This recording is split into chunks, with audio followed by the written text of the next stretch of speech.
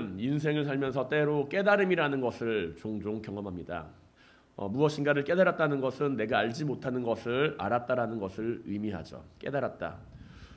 그런데 우리는 이 깨달음이라는 것에 대해서 때로는 좀 특별하게 생각을 합니다. 좀 특별하게 생각을 하고 뭔가 엄청난 것을 알아야만 깨달았다라고 생각을 할 때가 있지만, 하지만 우리는 일상생활에서 종종 많은 깨달음을 가지고 살아간다라는 이야기이죠. 이 깨달음이라는 것은 어떤 것을 이야기를 하나요? 우리가 이야기하는 그 깨달음, 그것은 언제 얻게 될까요? 내가 모르던 수학 문제, 내가 수학 문제를 정말로 몰랐는데 그것을 알았어요. 공식을 배웠습니다. 그리고 그 수학 문제를 풀 수 있게 됐어요. 그러면은 내가 수학 문제에 대해서 깨달았다라고 이야기를 하나요? 그렇지는 않을 겁니다. 내가 수학 문제를 푸는 방법을 알았다고 이야기를 하죠. 많은 것을 기억하고 외우고 암기한다고 해서 그것이 깨달음과 연결이 될까요? 영어 단어를 이제 학교 다니실 때는 공부하신 분들은 하루에도 한 100개, 10개, 20개 뭐 여러 번 이제 외워서 영어 시험을 봅니다. 영어 단어를 많이 외우죠. 영어 단어를 뭐 1000개를 외웠다고 해서 내가 영어 단어에 대한 깨달음을 얻었다라고 이야기를 하나요? 그렇지는 않다라는 겁니다. 내가 영어 단어를 많이 외웠다라고 이야기를 할 뿐이죠. 어떻게 외우든 각양각색으로 외우든 뭐 이제 어떻게 한다고 해서 그것에 대해서 내가 깨달음을 얻었다라고는 이야기하지는 않는다라는 겁니다. 하지만 영어 단어를 많이 외우면은 지식적인 측면은 늘어나겠죠. 내가 영어 단어를 많이 외우고 있으니까, 수학 공식을 많이 알고 있으니까 지식적인 측면에서는 내가 조금 더 성장했다라고는 말할 수 있을 것입니다. 우리는 무엇인가를 많이 배우고 공부했고 많이 암기한다라고 해서 그것을 깨달았다라고 이야기는 하지 않습니다. 그것은 내가 지식적인 측면이 아니라 다른 것이 깨달음이라는 것을 알고 있기 때문이죠. 내가 단순히 지식적인 측면에서 많은 것을 아는 것이 나를 깨닫게 해주는 것이 아니라는 것을 우리는 알고 있다는 이야기입니다. 그런데 이와 반대로 비슷하지만 사소한 것에서 우리는 깨달음을 얻을 때가 있어요. 어떨 때 우리는 깨달음을 얻게 되나요?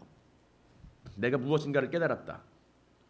깨달음을 얻다라고 하는 것은 누가 나에게 있어서 인정해 주는 것이 아닙니다. 내가 무엇인가를 깨달았다라고 하는 것은 저 사람은 깨달은 사람이야 라고 이야기를 하기에 앞서서 내가 먼저 그것을 가지고 살아간다는 이야기죠. 제가 군대 갔을 때 이야기예요. 제가 항상 군대 갔을 때 이야기하면 여러분들은 귀를 쫑긋 세우고 들을 때가 많이 계시더라고요. 제가 군대 갔을 때 이야기입니다. 군대에서는 저는 2년 동안 있었어요. 근데 군대에서 이제 시간 좀 지나니까 할 일이 없는 거예요. 좀 이제 군대 생활도 좀 알고 했다 싶으니까 할 일이 많이 없는 거예요. 그래서 상병쯤 되니까 이제 기타 치는 것에 대해서 관심을 가지게 되었습니다. 제가 이래 보여도 기타는 조금 칩니다. 그냥 코드 보이는 걸로만 그냥 치는데요. 잘 치는 건 아니고요. 찬양 인도할 정도로는 기타를 칩니다. 그걸 군대에서 배웠거든요. 그런데 문제는 군대에서 기타를 배울 때 알려주는 사람이 없는 거예요. 다른 내무반에 기타를 잘 치는, 밖에서 이제 기타 치다가 연주하다가 들어오신 선임이 한 분 계셨는데, 그 선임한테 가서 배우자고 하자니 너무 귀찮아하는 거라, 그래서 따로 배울 사람이 없었습니다. 교회에 가니까 기타에 대한 책이 있었어요. 레슨 책이. 그래서 그것을 보면서 독학을 했습니다. 독학을 했는데 아무리 봐도 책이 이해가 안 되는 거예요. 그래서 그냥 코드가 나와 있는 것을, 기타에는 여러 가지 코드가 있는데 그 코드를 그냥 외웠습니다. 드립다 외웠어요. 그러니까 뭐 되긴 되더라고요. 그러다가 기타를 치다가 이제 기타 책을 펴놓고 그냥 피아노 앞에 섰습니다. 그리고는 신기한 거를 깨달았어요. 기타에 그 있는 저 한 칸들, 저 기타 앞에 보이시면 알겠지만 그걸 하나의 칸이 돼 있거든요. 렉이라고 돼 있는 곳에 칸이 돼 있는 곳이 반음계씩 올라가는구나. 그걸 깨달았어요. 피아노 건반이랑 기타랑 비교를 해보다가. 그랬더니 엄청나게 커다란 놀라움이 마음속에서 차오르는 거예요.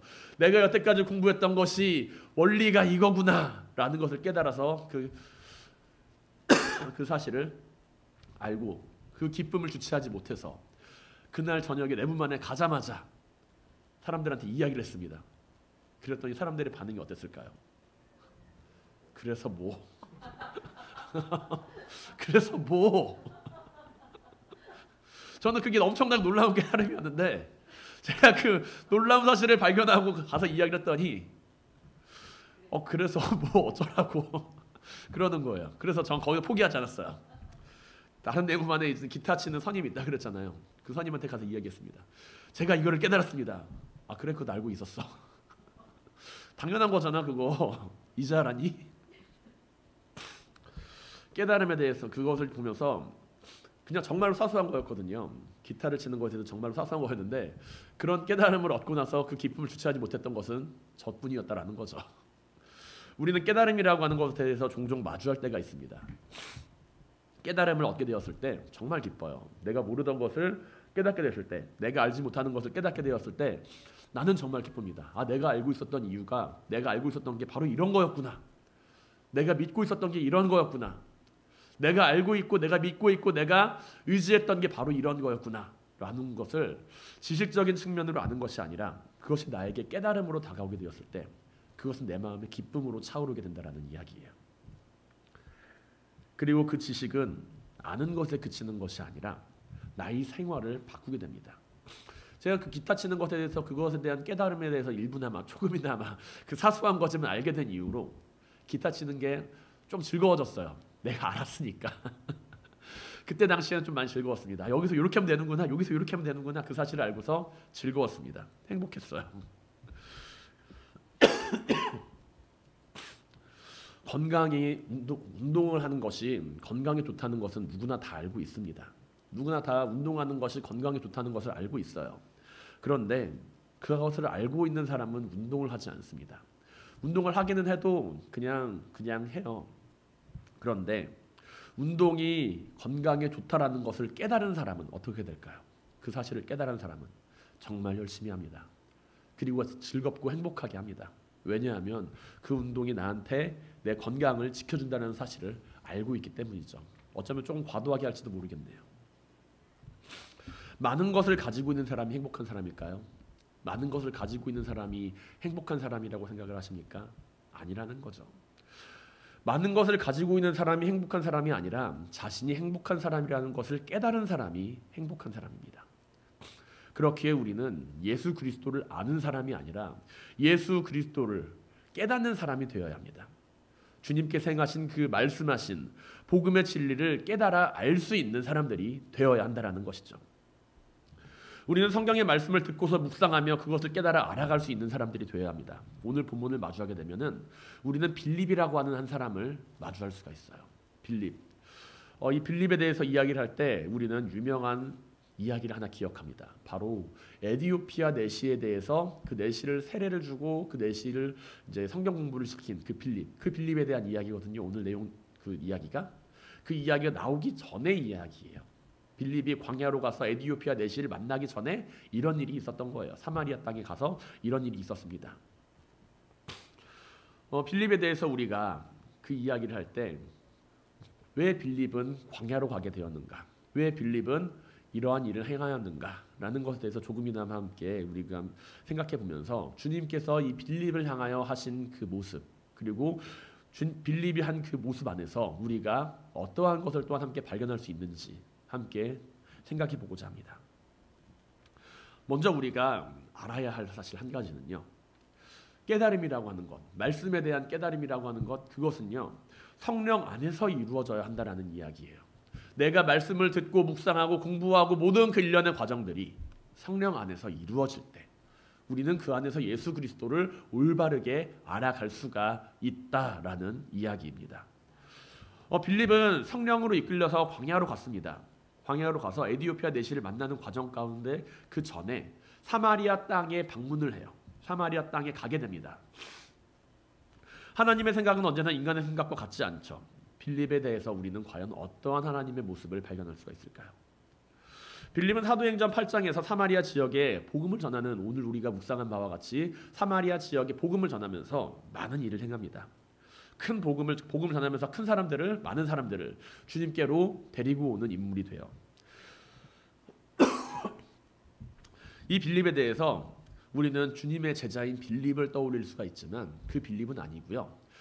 초대교회 7집사 가운데 한 사람이었던 빌립 집사입니다.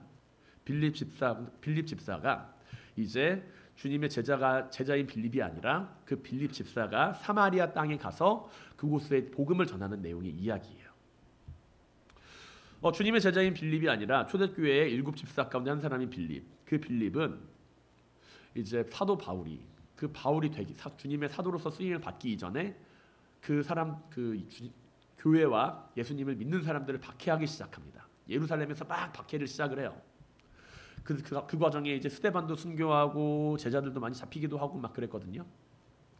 그랬는데 그 과정에서 예루살렘에 있는 박해를 피해서 사도들은 예루살렘에 남고 다른 제자들은 이제 다 그 다른 그 집사 일곱 집사들을 비롯 다른 제자들은 좀 흩어지게 됩니다.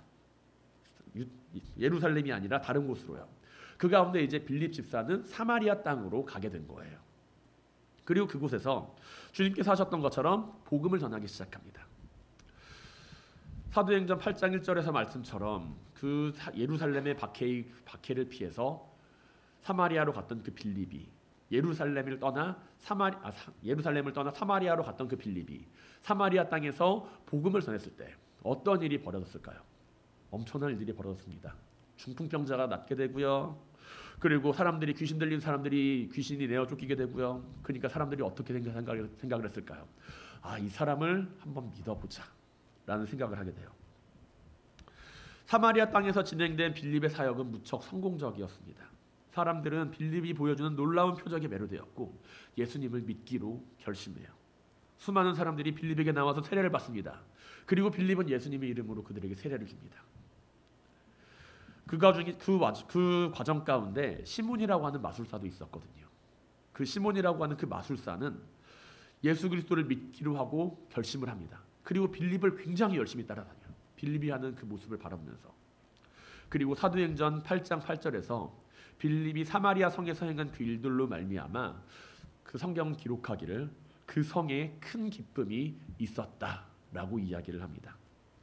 빌립이 사마리아에서 행한 그 사역, 성공적으로 주님을 전한 것처럼 이야기가 되죠. 빌립 집사가 사마리아에서 복음을 전하는 일로 인해서 그 안에서 큰 역사가 일어났고 세례를 받은 사람들도 많이 있고 그 소식을 듣고 예루살렘에서는 베드로와 요한을 사마리아로 보내게 됩니다. 대단하죠. 빌립이 한 일 대단해 보입니다. 그런데 베드로와 요한이 사마리아 땅에 도착을 했을 때 그들은 깜짝 놀라요. 왜냐하면 빌립이 이제 그들에게 세례를 주고 그들에게 예수님을 전했다라고 이야기를 하면서 이제 바울과 요한이 그쪽으로 갔지만 그 가운데서 예수의 이름은 알지만 성령의 능력을 돈을 주고 사려고 하는 사람들이 존재했기 때문이죠.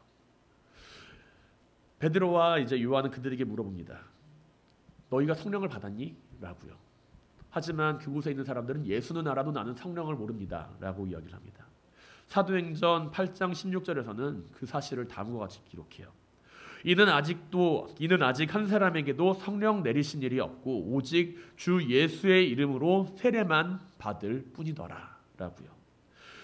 베드로와 요한이 사마리아 성으로 와서 사람들에게 성령 받기를 기도했고 그리고 그제서야 성령이 그들 안에 임하였다라고 성경은 사도행전 8장 16절 이하에서 기록하고 있습니다. 마술사 시몬은 성령을 돈으로 사려고 했고 베드로와 요한은 그에게 그것은 잘못된 일이다 라고 이야기를 하죠. 베드로는 시몬에게 회개하라고 이야기를 하면서 너는 돈으로 성령을 사려고 하느냐 라고 하면서 그를 강력하게 정죄합니다. 그렇게 하는 것이 아니라고 강력하게 이야기를 합니다.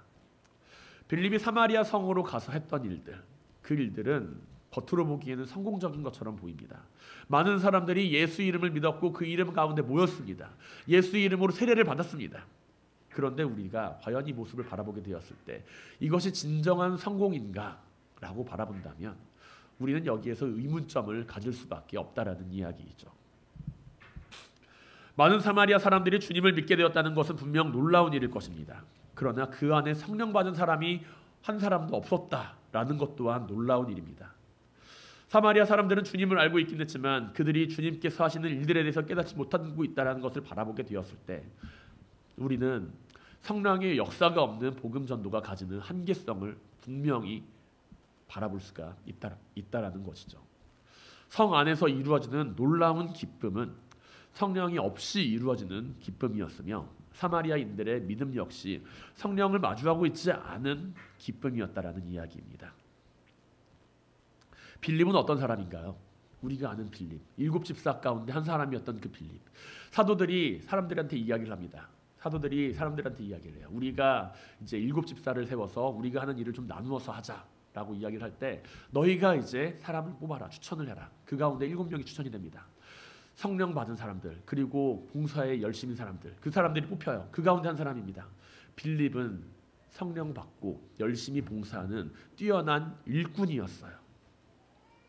성령과 지혜가 충만한 사람, 그 사람이 바로 빌립이었습니다.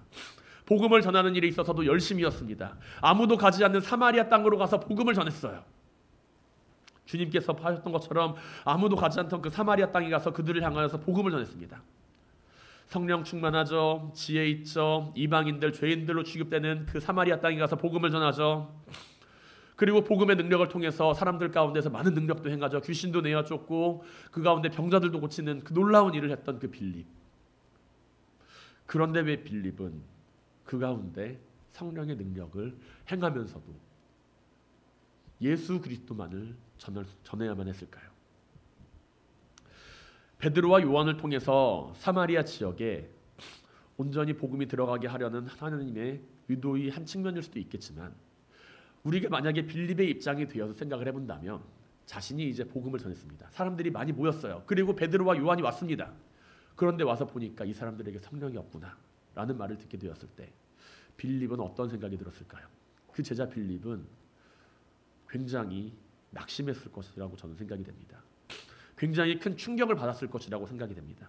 내가 열심히 복음을 전하였는데, 주님을 전하고 많은 이들에게 주님이 찾아왔는데 그들이 성령을 돈 주고 사겠다라는 이야기를 한다면 우리 역시 그 마음이 착잡할 겁니다. 우리는 이러한 모습을 바라보면서 주님께서 하시는 그 능력만을 보고서 따라 나선 이들의 모습을 발견할 수가 있습니다. 메시아로 주님을 믿고 따라가지만 그 메시아라고 하는 그 주님께서 보여주는 그 능력만을 바라보면서 따라 나섰을 때 주님께서는 그들을 제자로 바라보지 않고 무리로 바라보십니다. 주님의 곁에는 언제나 제자들과 무리들이 있었어요. 제자들은 주님과 함께 일을 하지만 무리들은 주님과 함께 일을 하려는 것이 아니라 주님께서 보여주시는 능력이 나에게만 임하게 되기를 원하는 이들이었습니다. 주님께서 치유하면 내가 치유받기를 원했고, 주님께서 떡을 주면 난 그 떡을 먹기를 원하는 이들입니다.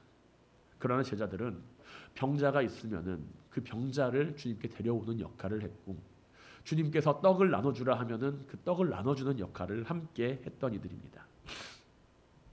우리가 주님께 받기만을 생각을 하고 주님과 함께 일하려 하지 않으려 한다면 우리는 제자가 아니라 무리에 머무를 수밖에 없다라는 이야기이죠. 주님과 함께하는 제자라면 우리는 성령 안에서 주님의 말씀을 듣고 깨달아야 합니다. 내가 주님의 성령을 받은 사람이라고 한다면 첫 번째로 나는 주님과 함께 일하는 사람들이 되어야 한다는 이야기입니다. 주님께서는 요한복음 14장 26절에서 다음과 같이 말씀을 하십니다. 보혜사 곧 아버지께서 내 이름으로 보내실 성령, 그가 너희에게 모든 것을 가르치고 내가 너희에게 말한 모든 것을 생각나게 하리라. 아멘. 우리는 우리의 지혜와 기억으로 주님의 말씀을 듣고 기억하고 생각한다라고 여길 때가 많이 있지만, 나에게 주어진 상황과 나에게 주어진 말씀 가운데 그것을 떠오르게 하시는 분이 성령님이 아니라고 한다면 나의 지혜와 지식은 결국에 한계에 부딪히게 될 것이라는 이야기입니다. 많은 경우에 우리는 주님을 전하는 가운데 많은 사람에게 복음을 전합니다. 그리고 내 자신이 성령 충만해서 그 깨달은 말씀을 듣고 그것을 전합니다. 거기까지는 좋아요. 우리가 주님의 능력을 받아서 그것을 통해서 일하는 사람이다. 거기까지는 좋습니다. 그런데 우리가 복음을 전하는 과정 가운데, 내가 예수 그리스도를 전하는 과정 가운데 우리가 복음을 전해 듣는 이들을 위해서 기도하지 않는다라고 하면은 우리는 결국에는 빌립과 같은 실수를 범할 수밖에 없다라는 거예요. 우리는 그들을 위해서 그들 역시 함께 성령을 받게 되기를 기도해야 합니다. 빌립이 하는 그 모습 안에서 사도들이 와서 했던 그 모습과 한 가지 빠진 것이 있다라고 한다면 어떤 게 빠졌을까요? 빌립은 그들을 위해서 열심히 복음을 전하고 그들을 위해서 예수 그리스도를 전했습니다. 예수 그리스도를 전하는 일에 있어서는 열심을 했어요. 하지만 사도들이 와서 그들을 향하여서 함께 성령 받기를 기도했을 때 그제서야 그 가운데 성령의 역사가 나타났다는 사실로 비추어서 예상을 해볼 때 빌립은 그들을 위해서 열심히 헌신하고 봉사를 했지만 그들에게 성령의 역사가 함께 임하게 해달라고는 기도하지 않았다라고 우리는 생각해 볼 수가 있다라는 것이죠. 내 자신이 성령의 능력에 뛰어난 사람이고 내 자신이 성령 받았고 성령의 능력 안에서 일하고 있으며 예수 그리스도의 제자로서 일을 하고 있음에도 불구하고 내가 나에게 복음을 전해 듣는 이들을 위하여서 기도하지 않고 그들이 성령 안에서 거하기를 기도하지 않는다라고 한다면 결국에 우리는 복음을 전하지만 그들에게 예수 그리스도에 대한 지식은 전할 수 있을지는 몰라도 그들에게 성령으로 말미암아 이루어지는 깨달음은 전할 수가 없다라는 이야기입니다. 내가 성령 받는 것도 중요해요. 내가 성령 받는 것도 중요합니다. 주님의 복음을 전하기 위해서 내가 성령을 받고 그 안에서 일하고 그 안에서 내가 열정을 가지고서 일하는 것도 복음을 전하는 것도 중요합니다. 그러나 그와 함께 우리가 해야 할 일은 내가 복음을 전하는 그 이들을 위해서 얼마나 기도하고 있는지 함께 돌아보아야 한다는 사실이에요. 내가 만약에 그들에게 복음을 전하면서 그들 안에 성령의 역사가 일어나기를 기도하지 않고 있다라고 한다면 결국에 나는 그들에게 예수 그리스도에 대한 지식은 전달할 수 있을지 모르지만 그들을 주님께로 인도하는 일은 머나먼 일이 될 수 있다는 것이죠. 사랑하는 성도 여러분, 우리가 복음을 전하는 가운데 함께 성령의 역사가 나와 내 복음을 전해 듣는 이들에게 함께 이루어지기를 간절히 기도하는 그런 복음 전도자가 될 수 있길 바랍니다. 복음을 전하는 것은 예수 그리스도에 대한 지식을 전하는 것이 아니라 주님을 모르는 이들에게 주님에 대한 말씀이 들어가고 그 말씀이 성령 가운데 역사하게 되도록 하는 일이에요. 그것은 지식을 전하는 일이 아니라 그 성령의 역사를 함께 전달하는 일입니다. 깨달음이라고 하는 것은 내가 누군가에게 전해줄 수 있는 게 아니에요. 내가 여기서 여러분들에게 이 자리에 계신 성도님들에게 아무리 나의 큰 깨달음을 전한다 하더라도 그것이 받아들이는 이들에게 깨달음으로 다가오지 않는다라고 한다면 앞서 이야기했던 바와 같이 제가 기타를 치면서 깨달았을 때 그래서 뭐? 라는 이야기로 연결이 된다는 것이죠. 그렇게 우리는 기도해야 해요. 내가 전하는 그 말씀이 그들의 마음을 움직이기 위해서 성령님께서 그 안에서 함께 역사하게 되도록 그들이 성령 안에서 함께 주님을 받아들이게 되도록 우리가 함께 기도해야 한다는 이야기입니다. 깨달음이라고 하는 것 그것은 내가 줄 수 있는 것도 아니고 나의 말을 통해서 연결이 되는 것도 아니고 오직 그와 성령님 안에서 예수 그리스도를 마주하는 그 모습 안에서 이루어진다는 거예요. 그 사실이 반드시 내 안에 자리를 잡고 있어야 합니다. 우리가 아무리 복음의 진리와 주님께서 우리를 향해 보여주신 그 사랑과 기쁨이 넘치는 삶을 살아가며 그것들을 사람들한테 전한다 하더라도 그것이 나를 떠나서 내 입을 통해서 사람들에게 전해지는 순간 그것은 지식적인 측면으로 사람들에게 머물게 된다는 이야기입니다. 내가 아무리 성령의 감동에 처해서 내가 아무리 성령의 감동에 차올라서 그것을 전한다 하더라도 그것을 듣는 사람들의 마음 가운데 성령이 없다라고 한다면 그것은 결국에는 지식적인 측면으로서 머무르게 된다는 겁니다. 그것이 넘어가기 위하여서 우리는 그들을 위하여 기도해야 합니다.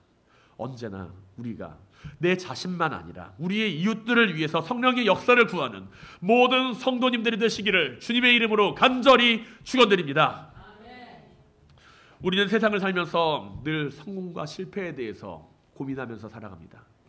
누구나 성공하는 삶을 살아가고 싶고 실패하는 삶을 살기는 원하지 않죠. 그러나 성공과 실패에 대한 판단에 대해서 우리가 중요하게 생각해야 할 것은 내가 무엇을 바라보며 살아가는 사람이냐라는 이야기입니다. 사막을 건너는 7가지 방법이라는 책을 살펴보게 되면 우리는 지도가 아닌 나침반을 가지고서 사막을 건너야 한다라는 그 사실을 읽게 돼요. 사막 가운데 우리는 지도가 아니라 나침반이 필요하다는 것입니다. 우리가 지도를 바라보면서 길을 걸어가게 되면은 우리는 수많은 옆에 있는 표지판들, 기호들 그런 것을 바라보며 길을 보고 찾아가지만 나침반을 바라보면서 찾아갈 때는 우리는 그 안에서 내가 올바른 방향으로 가고 있는지 가고 있지 않은지를 바라보게 된다는 이야기예요.